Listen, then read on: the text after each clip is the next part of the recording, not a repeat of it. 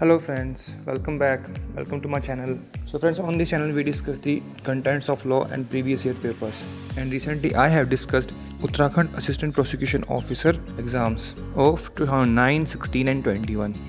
आज की इस वीडियो में हम डिस्कस करेंगे जितने भी क्वेश्चंस आए हैं CRPC के 9, 16 और 21 में, हम उन सभी को डिस्कस करेंगे। आई होप कि आपको मेरी जो वीडियोस हैं पसंद आ रही होंगी। अगर आप यहाँ पर पहली बार आ रहे हैं तो I would like to recommend कि आप जो है इस चैनल को जरूर सब्सक्राइब कर लीजिए, बिकॉज ये आपके लिए बड़ा ही बेनिफिशियल रहेगा। बिकॉज आपको कहीं और पेपर्स ढूंढने की ज़रूरत नहीं पड़ेगी, आपको यहीं सारे पेपर सोल्ड और डिस्कशन के साथ यही मिल जाएंगे। तो चैनल को सब्सक्राइब ज़रूर कीजिएगा, और अगर आपको एंड में वीडियो अच्छी लगे इसको ज़रूर लाइक कीजिएगा, शेयर कीजिएगा अपने फ्रेंड्स के साथ। अपने फ्रेंड्स को भी बताएं कि उन्हें यहाँ पर जुडिशरी एंड लीगल सर्विसेज के पेपर जो हैं मिल जाएंगे। तो चलिए चलते हैं पेपर की ओर। Answer next question number 61, under which of the following section CRPC एक police officer can arrest person without an order of magistrate without warrant. Section कौन सा है? That is section 41। D is the answer. Hindi में देख लेते हैं इसको।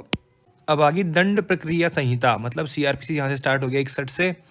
निम्न धारा में से किस धारा के अधीन पुलिस अधिकारी मजिस्ट्रेट के आदेश के बिना और वारंट के बिना किसी व्यक्ति को गिरफ्तार कर सकता है? वो है धारा 41। तो डी इसका उत्तर रहेगा। और अरेस्ट ऑफ पर्सन, गिरफ्तार व्यक्ति की गिरफ्तारी कौन से अध्याय में दिया हुआ है? वो है अध्याय 5, ठीक है, चैप्टर 5 में दिया गया है। नेक्स्ट क्वेश्चन नंबर 62, निम्न धारा में से किस धारा के अधीन एक अभियुक्त व्यक्ति स्वयं सक्षम साक्षी हो सकता है? अब इसको अगर इंग्लिश में बोले तो an accused person can be a competent witness, so that is section 315। इसका आंसर क्या रहेगा? ए पे उत्तर लगा लीजिए। अगला है 63, which one of the following section of CRPC provides that no statement made by any person to a police officer in course of investigation shall if reduce in writing be sign by the person making it. तो जो police officer लिखवाएगा sign करना जरूरी नहीं है। तो ये दिया गया है सेक्शन 162 में, सो सी इसका उत्तर रहेगा। 64 में क्या है? Confession and statement. 63 में क्या है? नो इंड्यूसमेंट, ठीक है। 61 में क्या है? Examination of witness bye police. Hindi में देख लेते हैं इसे। तो किस धारा के अधीन यह उपबंध किया गया है कि किसी व्यक्ति द्वारा किसी पुलिस अधिकारी के अन्वेषण के दौरान किया गया कोई कथन यदि लेखबद्ध किया गया है तो कथन करने वाले व्यक्ति द्वारा हस्ताक्षरित नहीं किया जाएगा? तो धारा 162 में है, सी इसका उत्तर रहेगा। अगला है 64, किस धारा के अधीन किसी जमाव को तितर बितर करने के लिए सशस्त्र बल का प्रयोग किया जा सकता है ताकि लोक सुरक्षा बनाया रखा जाए? तो वो है धारा 130 में, ठीक है। 129 में भी है, बट वो वहां पर क्या लिखा हुआ है? Civil force. तो सिविल फोर्स है 29 में, आर्म्ड फोर्सेस है 130 में, ठीक है। इंग्लिश में अगर इसको देखें, armed forces can be used disperse assembly, that is mention in section 130, so D is the answer. अगला है 65, the accused shall be supplied the copy of police report and other documents by magistrate। तो section कौन सा है? वो है 207, 207, सी is the answer. Hindi में देख लेते हैं इसको। किस धारा के अधीन अभियुक्त को मजिस्ट्रेट द्वारा पुलिस रिपोर्ट तथा अन्य दस्तावेजों की प्रतिलिपि प्रदान की जाती है? धारा 207 में, सी इसका उत्तर रहेगा। अगला है 66, सहायक सत्र न्यायाधीश असिस्टेंट सेशन जज की नियुक्ति की जाती है राज्य सरकार द्वारा, लोक सेवा आयोग द्वारा, या सत्र न्यायालय या संबंधित राज्य के उच्च न्यायालय द्वारा? कौन करता है? करते हैं उच्च न्यायालय। तो डी इसका उत्तर रहेगा। इंग्लिश में देख लेते हैं इसको। असिस्टेंट सेशन जज is appointed by high court of the concern state. क्यों? Because it is mention in section 9। Section 9 के सब सेक्शन 2 में लिखा हुआ है कि हाई कोर्ट में ऑल्सो अपॉइंट एडिशनल और असिस्टेंट सेशन जजेस, ठीक है। धारा 9 के 2 में लिखा हुआ है ये चीज़। Next 67, the nature of non cognizable offence is, क्या होता है? Bailable, simple, bailable, grave, only of grave nature, all of the above. तो क्या होता है बेलेबल एंड सिंपल नेचर? असंज्ञेय अपराध जो हैं कौन से होते हैं, इसकी परिभाषा कहाँ लिखी गई है? ये धारा 2 के फ में। और असंज्ञेय कौन से अपराध होते हैं? जहाँ पर पुलिस अफसर बिना वारंट के अरेस्ट नहीं कर सकता। क्या वो गंभीर होंगे? नो, वो गंभीर नहीं हो सकते, जमानती और सामान्य होते हैं वो, ठीक है। तो इसका उत्तर क्या रहेगा? ए, बेलेबल एंड सिंपल, ठीक है। अगला क्वेश्चन है 68, under which of the following section CRPC summons to produce document may be issued to a person in whose possession they are. तो डॉक्यूमेंट प्रोड्यूस करवाने हैं अगर, तो कहाँ करवाते हैं हम? डॉक्यूमेंट और अदर थिंग्स, सेक्शन 91 में, ठीक है। तो इसका उत्तर क्या रहेगा? डी। हिंदी में देख लेते हैं इसको। उन दस्तावेजों को प्रस्तुत करने के लिए जिनके कब्जे में वे हैं समन जारी किया जाता है, किस धारा में? 91 में, तो डी उसका उत्तर रहेगा। अगला है 69, किस धारा में निःशुल्क विधिक सहायता का प्रावधान दिया गया है? Free legal add. वो दिया गया है धारा 304 में, तो ए इसका उत्तर रहेगा। 305 में क्या है, जहाँ पर कंपनी या कोई फर्म जो है वो अक्यूज्ड है अगर। 307 में क्या है, टेंडर पार्डन टू अकम्प्लिस। 307 में क्या है, power to direct tender of pardon. और 310 में क्या है, 310 में है लोकल इंस्पेक्शन। ए इसका उत्तर रहेगा। इंग्लिश में देख लेते हैं इसे। Following section provision relating to free legal aid has been provided, तो 304, so A is the answer. Next is 70. Which of the following section provides sentence of imprisonment by a court or magistrate in default of fine? Default of fine में कौन सा section है, 30 का 1, तो A is the answer। Hindi में देख लेते हैं इसे। किस धारा में जुर्माना देने में व्यक्ति कर्म होने पर मजिस्ट्रेट न्यायालय द्वारा कारावास के दंडादेश की व्यवस्था करती है, तो ए इसका उत्तर है। यहाँ पे उन्होंने दो चीजें मिला दी है, धारा में जुर्माना देने में व्यक्ति कारावास की व्यवस्था करी गई है, ये ऐसा आना चाहिए था यहाँ पर। करती है क्या मतलब है यहाँ पर, ठीक है। तो 31 ऐसी 71 which of the following section is applied when officer in charge police station receive any information that person has committed suicide, तो वो कौन सा है, 174, so B is the answer. Hindi में देख लेते हैं। कौन सी धारा लागू होती है जबकि पुलिस थाने, जबकि क्या मतलब है, जब पुलिस थाने का भार साधक अधिकारी यह सूचना पाता है कि किसी व्यक्ति ने आत्महत्या कर ली है, तो बी इसका उत्तर रहेगा 174। अगला आ गया 72। किस धारा के अधीन व्यक्ति जिसके विरुद्ध न्यायालय द्वारा जारी वारंट की तामील न होने पर फरार की उद्घोषणा की जाती है। फरार मतलब प्रोक्लेम्ड ऑफेंडर। इंग्लिश में देखिए इसे लिखा ना यहाँ पर, प्रोक्लेम्ड एब्सकॉन्डर। धारा 82 82 में सी इसका आंसर रहेगा। 81 में क्या है, प्रोसीजर बाय मजिस्ट्रेट बिफोर हुम such person arrested is brought. जिस पर्सन के खिलाफ वारंट निकाले गए थे, जब उसको पकड़ के लेके आए तो उसका प्रोसीजर 81 में बताया गया है। 83 में क्या है, attachment of property person absconding. 84 में क्या है, claims and objection to attachment. C इसका उत्तर रहेगा। अगला है 73। किसी मामले का भार साधक कोई लोक अभियोजक या सहायक लोक अभियोजक निर्णय सुनाए जाने के पूर्व किस समय किसी व्यक्ति के अभियोजन को या तो साधारणता या उन अपराधों में किसी एक या अधिक के बारे में जिनके लिए उस व्यक्ति का विचारण किया जा रहा है न्यायालय की सम्मति से वापस ले सकता है। यह किस धारा से संबंधित है, तो किसकी बात कर रहे हैं, इंग्लिश में बोले तो विड्रॉल ऑफ प्रोसिक्यूशन। कहाँ पर दिया गया है, 321 में। सी इसका उत्तर रहेगा। 323 क्या है, procedure after commencement of inquiry when magistrate find case should be committed, ठीक है। 22 में क्या है, when magistrate cannot dispose of, सी इसका आंसर रहेगा। इसमें देख लेते हैं, the prosecutor in charge of a case may with the consent of court at any time before judgment is pronounced withdraw from the prosecution any person either generally or in respect of any one or more of the offences for which he is tried. Section is 321, so answer is C.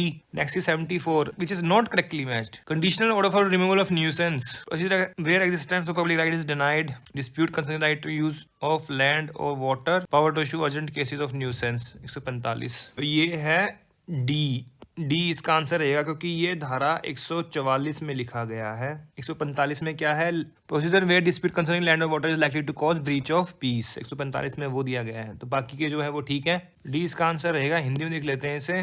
तो nuisance या आशंकित खतरे के urgent मामले के आदेश जारी करने की शक्ति कहाँ पर दी गई है, धारा 144 में ही दी गई है। डी इसका उत्तर रहेगा। अगला है 75। कौन सी धारा यह उपबंधित करती है कि किसी व्यक्ति को जो एक बार दोष सिद्ध या अथवा दोष मुक्त हो चुका है उस अपराध पर दोबारा विचारित नहीं किया जा सकता, वो धारा 300 है। सी इसका उत्तर रहेगा। इंग्लिश में देख लेते हैं इसे। Which section provides that the person once convicted or acquitted cannot be tried again for the same offense? That is section 300. C is the answer. उसमें और इसको जो मैक्सिम आती है कौन सी आती है, वो ऑट्रोफोएस equity and ऑट्रोफोएस convict.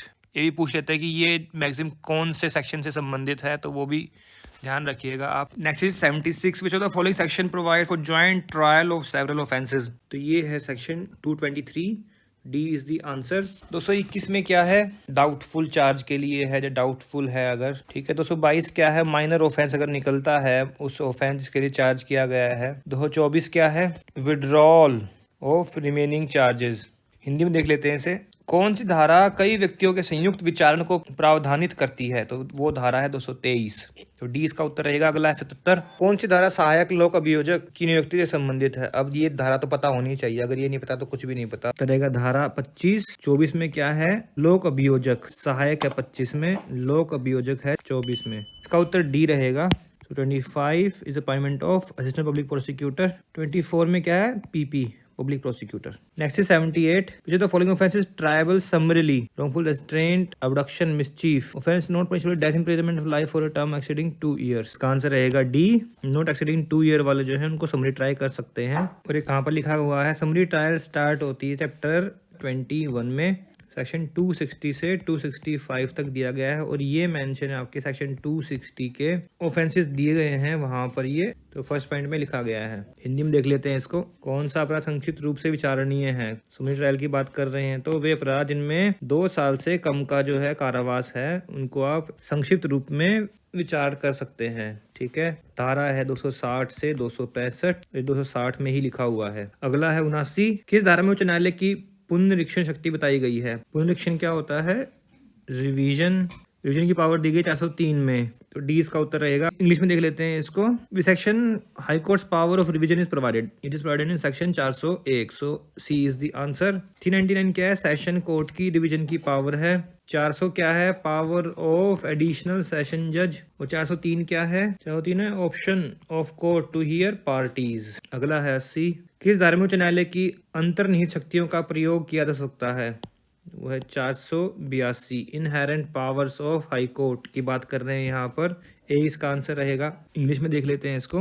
Which section inherent power can be exercised by high court, that is 482, so A is the answer. Next is 81, under which of the following section provides issue a commission for the examination of president vice president of India as a witness, तो वो दिया गया है section 284 में। 284 के sub section 1 के proviso में ही mention किया गया है ये। हिंदी में देख लेते हैं इसको। किस धारा के अंदर भारत के राष्ट्रपति या उपराष्ट्रपति का साक्षी रूप में परीक्षण करने के लिए कमीशन जारी करने का प्रावधान दिया गया है, वो है धारा 284, 20 का उत्तर रहेगा। अगला है 82, the following section is related to prosecution of offence against marriage, तो वो है 198, ए इसका आंसर रहेगा। हिंदी में देख लेते हैं इसको। दंड प्रक्रिया संहिता में निम्न कौन सी धारा विवाह के विरुद्ध अपराध के अभियोजन से संबंधित है, तो वो है धारा 198, उत्तर रहेगा ए। अगला है 83, कौन सी धारा दुभाषीय सत्यनिष्ठ ठीक से भाषांतर करने के लिए आबद्ध है, संबंधित है, तो वो है 282। 272 में क्या है, भाषा किसकी, कोर्ट की। 280 में क्या है, गवाह के ऊपर जो रिमार्क करते हैं वो डिमिनर जिसको बोलते हैं। ठीक है, 284 में क्या है, कब हम साक्ष्य के लिए कमीशन भेज सकते हैं और उसके आने की जरूरत नहीं है। इंग्लिश में देख लेते हैं इसे। 83, which of the following section is related to interpreter is bound to interpret truthfully, तो that is 282। 272 क्या है, लैंग्वेज ऑफ द कोर्ट। 280 क्या है, remark on demeanour of witness. 284 क्या है, when attendance can be dispense with and commission issued. Next is 84, the object of investigation is क्या है, to collect evidence against the accused. And investigation की definition कहाँ पर दी गई है, ये दी गई है सेक्शन 2। हिंदी में देख लेते हैं इसको।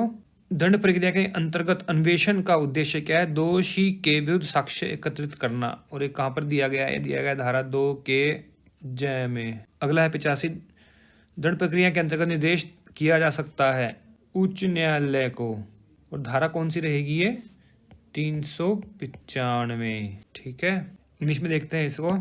A reference can be made to High Court, section 395. All right.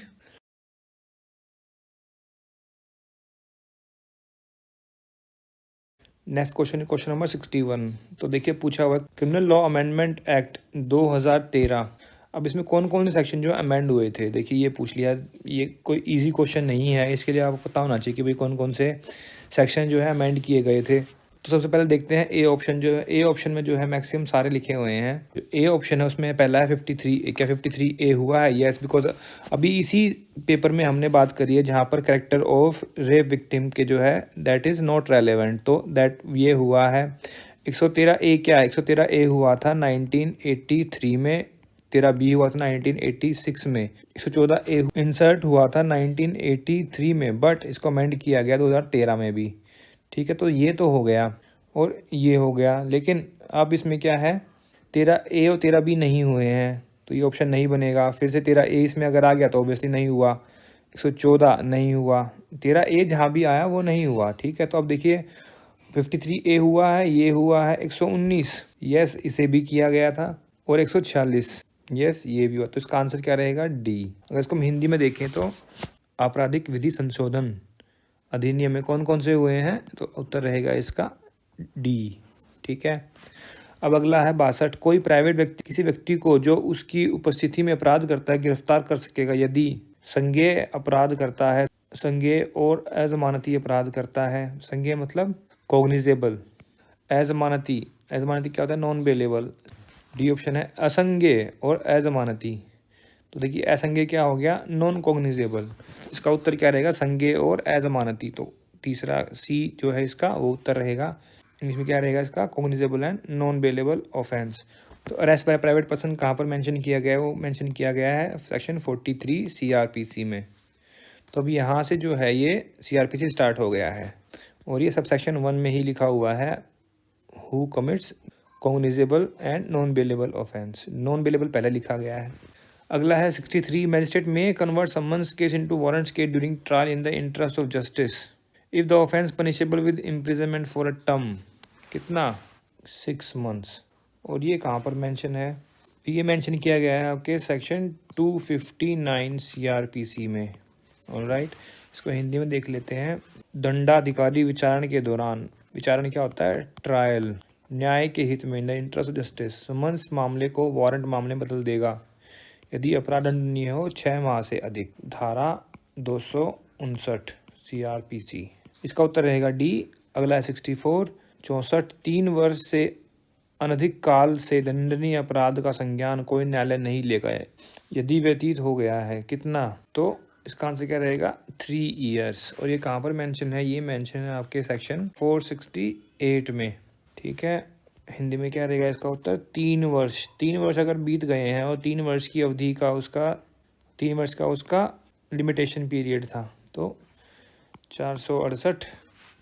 अगला है 65। दंड प्रक्रिया संहिता की धारा 248(2) के अंतर्गत दोष सिद्धि और दंडादेश एक ही दिन दिया जा सकता है या एक दिन नहीं दिया जा सकता, या फिर दोनों सही है दोनों गलत है। देखिए दोनों सही तो हो नहीं सकते, दोनों गलत भी नहीं हो सकते, तो ये ऑप्शन तो बनते ही नहीं है क्योंकि एक तो ठीक ही है इसमें से। एक दिन नहीं दिया जा सकता, उत्तर क्या रहेगा इसका, बी। इंग्लिश में देख लेते हैं। Conviction sentence can not be pass on the same day. 248 के 2 में मेंशन है ये। He shall after hearing the accuse on the question of sentence pass sentence upon him according to law. मतलब उसको पहले सुनेंगे, हियरिंग होगी पहले सेंटेंस के ऊपर कि भी कितना सेंटेंस दिया जाएगा, कितने दिन की पनिशमेंट दी जाएगी। ठीक है, उत्तर रहेगा बी। अगला क्वेश्चन है क्वेश्चन नंबर 81। अभियोजन निदेशालय की स्थापना की जा सकेगी किसके द्वारा, राज्य सरकार, केंद्र सरकार, उच्च न्यायालय राज्य सरकार द्वारा, और राज्य सरकार के द्वारा केंद्र सरकार के परामर्श से ही। प्रोसिक्यूशन डायरेक्टरेट, अभियोजन क्या होता है, प्रोसिक्यूशन, निदेशालय डायरेक्टरेट, यहाँ से अब स्टार्ट हो गया फिर से सीआरपीसी 81 से। और डायरेक्टरेट ऑफ प्रोसिक्यूशन कहाँ पर मेंशन है, ये मेंशन है सेक्शन 25A में, जो कि आया था 2005 की अमेंडमेंट से विद इफेक्ट फ्रॉम 23/6/2006। ये क्यों बता रहा हूँ, बिकॉज ये क्वेश्चन भी पूछ लेते हैं। तो कौन कर सकता है, स्टेट गवर्नमेंट में इस्टेब्लिश। तो उत्तर क्या रहेगा इसका, सी। हिंदी में अगर देखें हम, कौन करेगा, राज्य सरकार के द्वारा। और ये लिखा गया है धारा 25 क में, सी इसका उत्तर रहेगा। अगला है 82। थाने का भार साधक अधिकारी मतलब ऑफिसर इंचार्ज सभी व्यक्तियों की गिरफ्तारी की जो बिना वारंट गिरफ्तार किए गए हैं रिपोर्ट करेगा, किसको करता है, जिला मजिस्ट्रेट को। इसका उत्तर क्या रहेगा, डी। और ये कहाँ पर मेंशन किया गया है, ये मेंशन किया गया है आपके सेक्शन 58 में सीआरपीसी, और हिंदी में बोले तो इसको क्या, धारा 58 में। अगला है question number 83। A warrant of arrest में बी एग्जीक्यूटेड कहाँ पर, at any place in India. ये कहाँ पर मेंशन किया गया है, ये मेंशन आपके सेक्शन 77 ऑफ सीआरपीसी में। हिंदी में अगर आप देखें इसको, तो गिरफ्तारी वारंट का निष्पादन किया जा सकेगा कहाँ पर, भारत में कहीं भी, धारा 77 ये बोलती है। अगला है 84। आदतन अपराधियों से शांति सदाचार रखने के लिए प्रतिभूति देने का आदेश दे सकता है, कौन देगा, प्रतिभूति मतलब सिक्योरिटी, आतन मतलब हैबिचुअल, कौन ले सकता है, मुख्य न्यायिक मजिस्ट्रेट, कार्यपालक मजिस्ट्रेट, न्यायिक मजिस्ट्रेट प्रथम श्रेणी। तो कार्यपालक मजिस्ट्रेट जो है वो ले सकता है, तो इसका उत्तर रहेगा बी। और इसको इंग्लिश में देखें तो हैबिचुअल ऑफेंडर से security for keeping peace and good behaviour, ये मेंशन किया गया है आपके सेक्शन 110 में, धारा 110 में मेंशन है, executive magistrate can take security and not exceeding 3 years. ये भी क्वेश्चन पूछ सकते हैं, पूछते भी हैं बहुत सारे एग्जाम्स में।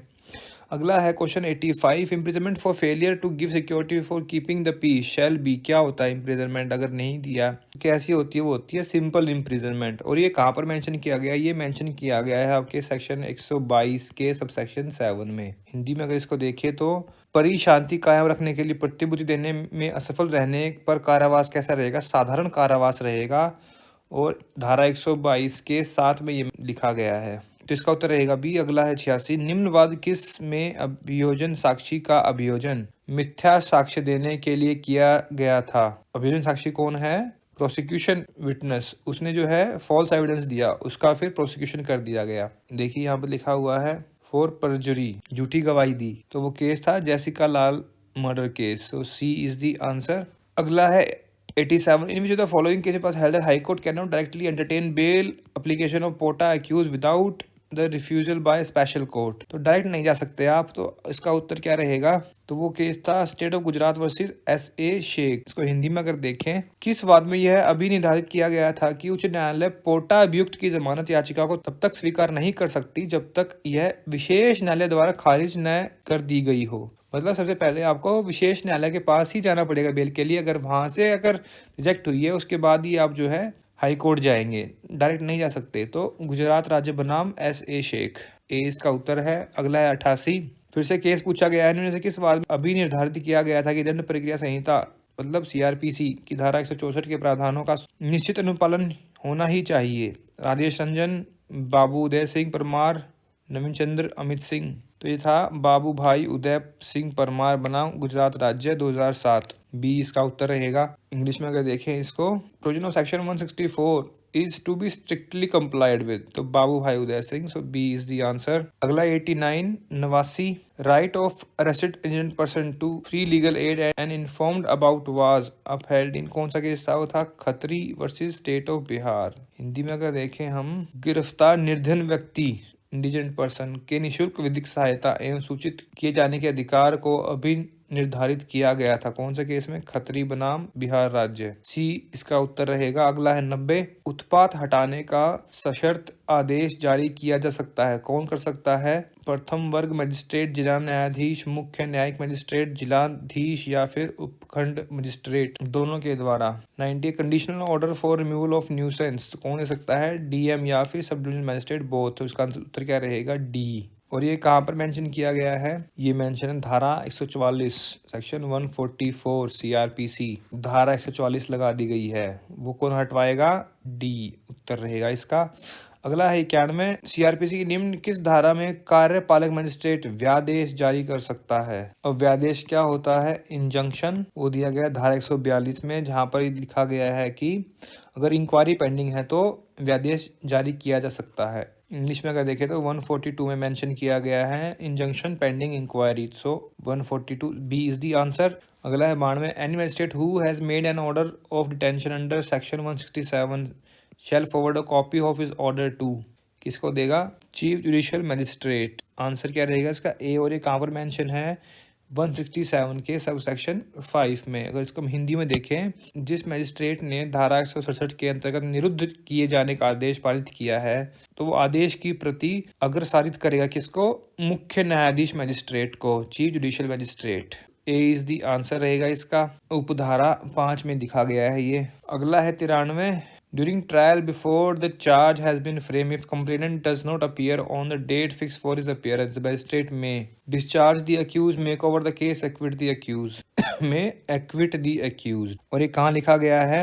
ये मेंशन किया गया है आपके सेक्शन 256 CRPC में। हिंदी में इसको देखें तो, विचारण के दौरान, ट्रायल के दौरान आरोप के विरचित किए जाने के पूर्व यदि परिवादी नियत तिथि को न्यायालय में उपस्थित नहीं होता तो मजिस्ट्रेट क्या करेगा? अभियुक्त को दोष मुक्त कर देगा। ठीक है, इसका उत्तर क्या रहेगा? सी। और ये कहाँ मेंशन है? धारा 256 में। अगला है 94, धारा 320 के अधीन समझौता शमन का प्रभाव होगा। क्या होता है इसका प्रभाव?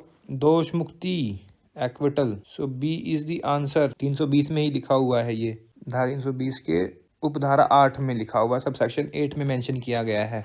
अगला क्वेश्चन है 95, भारत संविधान के अंतर्गत को रखा गया है कौन सूची में? संघ सूची में, संवर्ती में, राज्य में। तो ये है संवर्ती सूची में, मतलब कंकरेंट लिस्ट में है ये। 95 को इंग्लिश में अगर देखें हम तो कंकरेंट लिस्ट में मेंशन किया गया है, so C is the answer. अगला है 96, in which of the following case it was held that identity of the victim is not to be disclosed even in the judgment of the court. मतलब Dinesh versus state of Rajasthan, so C is the answer. इसको अगर हम हिंदी में पढ़ें तो अभी निर्धारित किया गया था कि पीड़िता की पहचान न्यायालय के निर्णय में भी प्रकट नहीं की जा सकती, तो दिनेश बनाम राजस्थान राज्य में ये कहा गया था। अगला क्वेश्चन देखिए, अब इस पेपर में इन्होंने बहुत सारे अमेंडमेंट्स पूछ ली, 2013 की जो सेक्शंस पूछ लिए कौन कौन से अमेंड हुए थे। अब ये पूछ लिया कि विद इफेक्ट फ्रॉम कहाँ से था, केम इनटू फोर्स, 3 फरवरी 2013। इसका बी इसका आंसर रहेगा।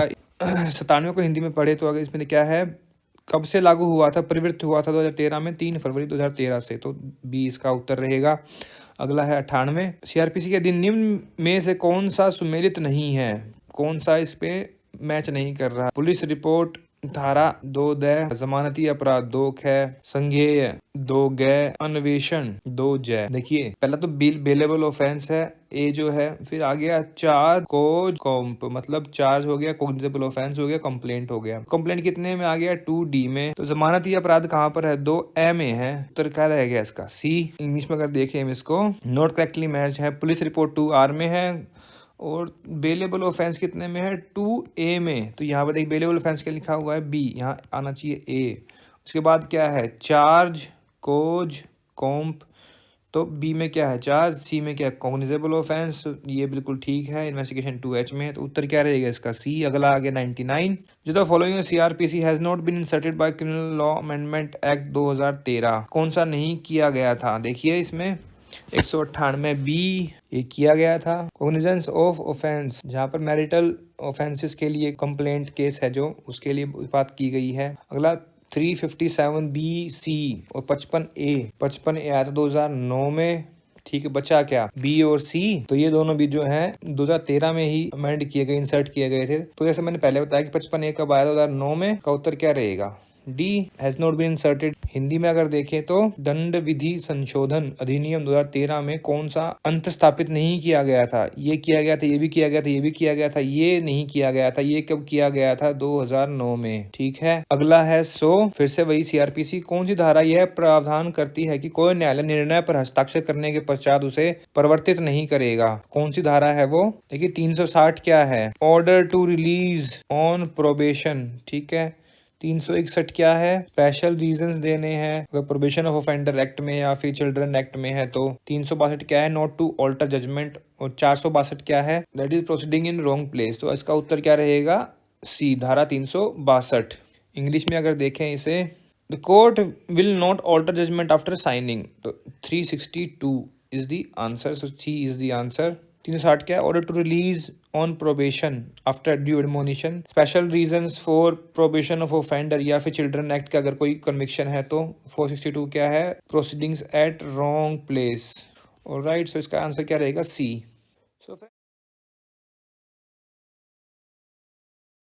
Next question number 41.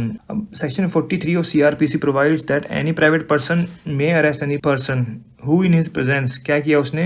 cognizable offense, non cognizable, non bailable या फिर cognizable non bailable। तो किसको अरेस्ट कर सकता हो? जिसने कि एक cognizable and non bailable offense किया हो या फिर एक proclaimed offender हो। So C is the answer। and इसको हम जैसे बोलते हैं arrest by private person, और इसे क्या बोलते हैं? इसको बोलते हैं citizens arrest। US में इसको citizen arrest बोला जाता है, बोलते हैं you are under citizen arrest. Question number 42, which the following section of CRPC prohibits the male police officer from touching the person of woman while making her arrest. देखिए 40, देखिए proviso to 41(2)(1) कोई है नहीं, ठीक है। 42 के 2 में प्रोवाइजो है but that is not for arrest of women. ये कहाँ प्रोवाइड किया गया? सेक्शन 46 के सबसेक्शन 1 के प्रोवाइजो में। So D is the answer. Next is 43, which section of CRPC provide right of arrested person to meet an advocate of his choice during interrogation. तो ये कहाँ पर है? ये है 41D, A is the answer. 44, how long a warrant of arrest shall remain in force. तो कब तक होता है? अंटिल एग्जीक्यूटेड और cancelled. So C is the answer. ये कहाँ पर मेंशन किया गया है? सेक्शन 70 के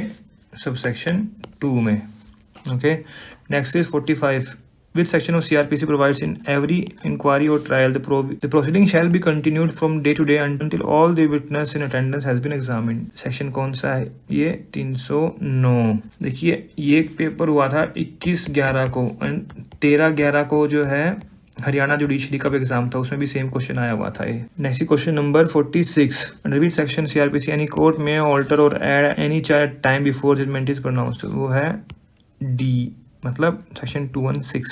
next question number 47, under which section CRPC provides any court may at any stage of any inquiry trial or proceedings under this court summons any person as witness, तो कौन सा सेक्शन है वो? That is 311, power to someone medical witness और examine person. 312 में क्या है? Expenses to witnesses, ठीक है। 313 में क्या है? पावर टू एग्जामिन एक्यूज्ड को एग्जामिन करते हैं। एंड 314 में क्या है? ओरल आर्ग्यूमेंट और memo of arguments. Next is 48, which of the following combination is not correctly matched, तो 111 क्या कंटेंट ऑफ चार्ज है। अभी देखिए अभी हमने जो 46 में क्या किया है, 46 क्वेश्चन क्या था? Any charge when may be altered, 216 में था। और देखिए यहाँ पर क्या लिखा? Recall witness when charge altered, 216। ये कहाँ पर मेंशन? 217 में। सो देखिए यहाँ से इस क्वेश्चन से भी आप इसको आंसर कर सकते हैं। सो बी इज द आंसर, बाकी सब ठीक है। नेक्स्ट क्वेश्चन नंबर 49, सेक्शन 9 का 2 ऑफ CRPC प्रोवाइड्स, क्या प्रोवाइड करता है? Establishment of court of session in every session division. ये काम पर दिया गया है, ये दिया गया सब सेक्शन 1 में। देखिए स्पेसिफिकली पूछा है सब सेक्शन 2, ठीक है। क्या है? प्रिजाइडेड बाय द जज to be appointed by high court, yes this is mention in 9 का 2। सेशन जो 1 सेशन डिवीजन में भी appointed additional session for another division, ये कहाँ पर मेंशन है? ये मेंशन आपके सब सेक्शन 4 में, right. So B is the answer. Next question number 50, PP under 24 CRPC represents to, किसको रिप्रेजेंट करता है? स्टेट को। D is the answer. इसमें लिखा हुआ है to conduct proceedings on behalf of central और स्टेट गवर्नमेंट। यहाँ पर एक ही पूछा हुआ है स्टेट, तो स्टेट ही आंसर लगाएंगे। Next is 51, custody and arrest are क्या है? क्या सिनोनिमस है? डिफरेंट टर्म्स हैं, different in respect of procedure है, different in respect of remedy है। तो क्या है? Different in respect of procedure. Custody अलग है, अरेस्ट अलग है। Next is 52, under which section CRPC law of service of someone on government servant is provided, वो दिया गया है सेक्शन 66 में। 64 में क्या है? When person can not be found. 67 में क्या है? Outside local limit. एंड 63 में क्या है? Corporate bodies. Okay. Next question number 53, the court of metropolitan magistrate shall have the power of the court of, की होती है JM first class, judicial magistrate first class. Court of metropolitan magistrate कहाँ पर mention किया गया है? ये mention किया गया है सेक्शन 16 ऑफ CRPC में। Next question number 54, an offence may be tried summarily if it is not punishable with an imprisonment for a term exceeding 2 years, और ये कहाँ पर मेंशन है? ये मेंशन आपके सेक्शन 260 के सब क्लोज 1 में। देखिए 6 मंथ किसकी पावर है? जब जहां पर जुडिशियल मैजिस्ट्रेट जो है सेकंड क्लास है, उस केस को समरी ट्राई कर सकता है जहां पर हाई कोर्ट ने उसको पावर दी है। एंड केस जो है वो ये तो फाइन वाला है या सिर्फ फाइन वाला है, या फिर जहां पनिशमेंट 6 मंथ से कम है। इसमें आंसर क्या रहेगा? C. Next question number 55, which of the following section CRPC provides for victim compensation scheme, तो कहाँ पर है वो? है 357A में। और ये कब आया था? ये आया था 2009 की अमेंडमेंट से, ठीक है।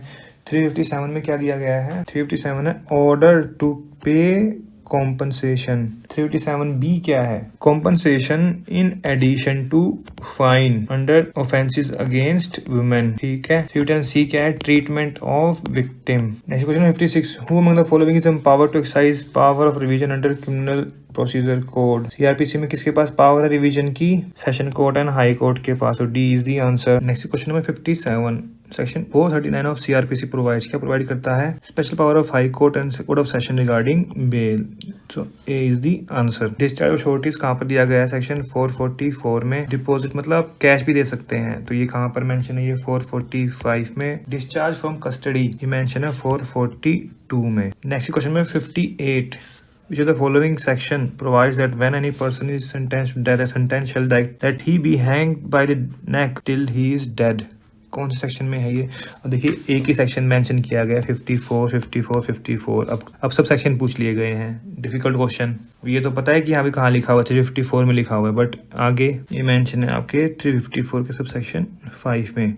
354 क्या मेंशन करता है, language and contents of judgment. Next is 59, discharge of offender on submission of apology is prescribed in CRPC. कौन से में है ये मेंशन आपके सेक्शन 348 में, जहां पर अक्यूज जो है कोर्ट को इंटरफेयर करता है, इंटरप्ट करता है, तो वहां पर अगर अपोलॉजी देता है तो उसको छोड़ देते हैं, अदरवाइज भी कार्रवाई हो सकती है। 339 में क्या दिया गया है, delivery of lunatic to care of relative और फ्रेंड, लुनेटिक के लिए है ये। 388 में क्या मेंशन है, order of high court on appeal to certify to lower court, order of high court. 458 में क्या है, जहां पर प्रॉपर्टी को सीज कर लिया गया, नो क्लेमेंट अपीयर्स विद इन 6 months। इसका आंसर क्या रहेगा, B. Next is 60. Which of the following provision deals with appeal from order under section 446 of CRPC? वो सेक्शन है 286। A is the answer। देखिए सेक्शन 446 क्या कहता है, procedure when bond has been forfeited, मतलब आपने श्योरिटी दी थी और बॉन्ड वो फोरफिट कर लिया गया, कि अपील कहाँ जाएगी। वहाँ देखिए 449 में लिखा हुआ है appeal from an order under section 446। 286 में क्या है, एग्जीक्यूशन ऑफ कमीशन। 388 में क्या मेंशन है, देखिए ऊपर ही बताया यहाँ पर, order of high court. And 350 में क्या मेंशन है, power direct levy of amount due on certain recognizance, amount levy कर सकती हैं, ठीक है ना। Next is 61, provision of general control with reference to judicial magistrate is dealt by, कौन करता है। 30 में क्या मेंशन है, स्पेशल जुडिशियल मैजिस्ट्रेट। 14 में कोई सी नहीं है, ओके, तो ये तो गलत हो गया। 15 में क्या मेंशन है, subordination of judicial magistrate. And 12 में क्या मेंशन है, सीजेएम एंड एडिशनल सीजेएम। तो इसका आंसर क्या रहेगा, फिर सबॉर्डिनेशन किसके पास है, जनरल कंट्रोल किसके पास हुआ फिर 15 में, जुडिशियल मैजिस्ट्रेट का answer is C. Next question number 62, A is accused of theft on one occasion and of causing grievous hurt on other occasion by applying section 280 in CRPC, which of the following statement is correct। और देखिए यहाँ पर charges की बात है कि charge कौन सा लगाएंगे, A must be separately charged, separately tried for theft and causing grievous hurt। देखिए on one occasion and on other occasion, मतलब दो अलग अलग हैं तो फिर चार्ज भी जो है अलग अलग लगाना चाहिए। इसका आंसर क्या रहेगा, A। अगर एक ही ट्रांजेक्शन में होते तो हम इसको ज्वाइंट कर लेते, right. Next is question number 63, if the conviction is set aside on appeal or otherwise, the bond executed under section 106 CRPC for keeping the peace on conviction shall become, क्या हो जाएगा वो, void। ये कहाँ पर mention है, section 106 में ही mention है। भाई कन्विक्शन ही सेट असाइड हो गई अपील में, तो वो बॉन्ड क्या वो भी खत्म हो जाएगा। अब देखिए अब क्या आ गया, उत्तराखंड पुलिस एक्ट 2007। अब देखिए क्या पूछा गया 64 में, who among the following is empowered to create special crime investigation unit under police districts, कौन है वो है स्टेट गवर्नमेंट। और ये कहाँ पर मेंशन है, ये मेंशन किया गया है आपके सेक्शन 50 ऑफ यूपीए में, okay. Next question number 65, the responsibility to maintain a prosecution witness register about the witnesses appearing on scheduled date for hearing rests with, कौन मेंटेन करता है ये करते हैं APP, assistant public prosecutor, alright. Next is 69, what will the effect according to CRPC if judge dies after writing judgment but before delivering it। क्या judgment will be final as long as judge has signed it, if his successor comes and delivers it, final in criminal proceeding will be considered merely as an opinion। इसका क्या रहेगा, तो इसका answer क्या रहेगा, it will be considered merely an opinion because जिस जज की डेथ हुई है वो उसके ओपिनियन में वो जो है जजमेंट थी डिलीवर नहीं कर पाए थे, ठीक है। तो इसका आंसर क्या रहेगा, D. Next question number 72, a public prosecutor can क्या read the police diary, consult the investigation officer, inspect the police record, all of these. तो इसका आंसर क्या रहेगा, D, all of these. Next 77, an officer in charge of police station before whom information of any offense is given may investigate it without a court's order only if it is cognizable of। इसका answer क्या रहेगा, B. And ये कहाँ पर mention है, ये mention है आपके सेक्शन 39 में, जहाँ पर rules and duties of police लिखी हुई हैं और उसके जी में लिखा हुआ है ये register and investigate all cognizable offences. So friends, अगर आपको इसमें कोई डाउट हो, कोई क्वेश्चन हो, कोई क्वेरी हो, कोई सजेशन हो, कोई एडवाइस हो, तो आप जो है कमेंट सेक्शन में जाकर भी लिख सकते हैं। एंड अगर आपको वीडियो अच्छा लगे इसको जरूर लाइक कीजिएगा, शेयर कीजिएगा। सो फ्रेंड्स, मिलते हैं नेक्स्ट वीडियो में। Thank you, thanks very much for watching this video।